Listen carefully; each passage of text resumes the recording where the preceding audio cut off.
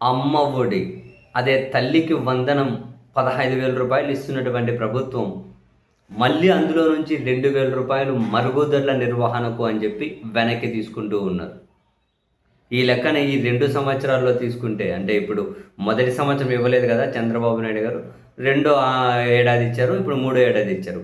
ఇప్పుడు వాళ్ళు ఇచ్చిన 3 ఏళ్లలో 2 టైమ్స్ కనుక తీసుకుంటే దాదాపు 2,600 కోట్ల రూపాయలు మరుగుదొడ్ల నిర్వహణ కోసం తీసుకున్నారు. అయితే క్షేత్రస్థాయిలో ఆ మరుగుదొడ్ల నిర్వహణ చాలా అధ్వాన్నంగా ఉంది అనే విమర్శలు వినిపిస్తూ ఉంటే, మరో హైలైట్ ఏంటి అంటే యుడైస్ ప్లస్ లెక్కల ప్రకారం రాష్ట్రంలోని 7,769 ప్రభుత్వ పాఠశాలల్లో మరుగుదొడ్లు లేవు. మొత్తం 44,222 ప్రభుత్వ పాఠశాలలు ఉంటే అందులో 7,769 ప్రభుత్వ పాఠశాలల్లో మరుగుదొడ్లే లేవట. పక్కన ఏడనో ఉంటే అక్కడికి పోయేసి ఇంక 1-2 కానిచ్చుకొని రావాలి. అసలు నాకు హైలైట్ అనిపించింది, మరుగుదొడ్లే లేని స్కూళ్ళ దగ్గర నుంచి కూడా పోనీ వాళ్ళకేమైనా 15,000 ఇస్తున్నారా? మరి మరుగుదొడ్లే లేని స్కూళ్ళల్లో చదువుకుంటున్న విద్యార్థుల నుండి కూడా 2,000 దేనికోసం వసూలు చేశారు? మరుగుదొడ్ల నిర్వహణ ఛార్జ్ అని దేనికోసం వసూలు చేశారు? పోనీ ఇన్ని సంవత్సరానికి ఒకసారి తల్లికి వందనం ఇస్తే అందులో 1,300 కోట్ల రూపాయలు దీని పేరున అంటే 10 లక్షల మంది చిల్లరకి ఇచ్చామంటూ ఉన్నారు కదా. మరి ఒకరి నుంచి 2,000 అంటే ఎంత?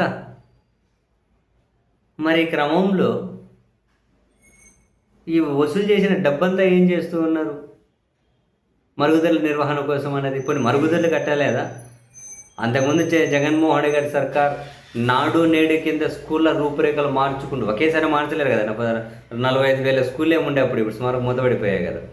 మొదట విడతల వారీగా చేసుకుంటూ వస్తూ ఉన్నారు. సో కొన్ని స్కూళ్ళలో బ్రహ్మాండమైన మౌలిక వసతులు ఉన్నాయి, కొన్ని స్కూళ్ళలో అసలు లేవు.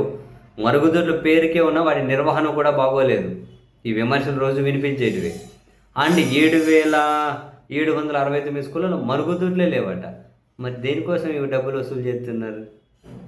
కనీసం స్కూళ్ళల్లో మినిమం వసతులు, మరుగుదొడ్లు, దాని నిర్వహణ, దానికోసమే కదా డబ్బులు.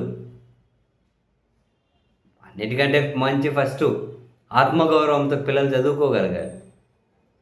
వాళ్ళ ఆత్మగౌరవంతో చదువుకోగలగాలంటే మినిమం ఫెసిలిటీస్ ఉండాలి. దాని మీద దృష్టి పెట్టండి అబ్బా ప్రభుత్వాలు.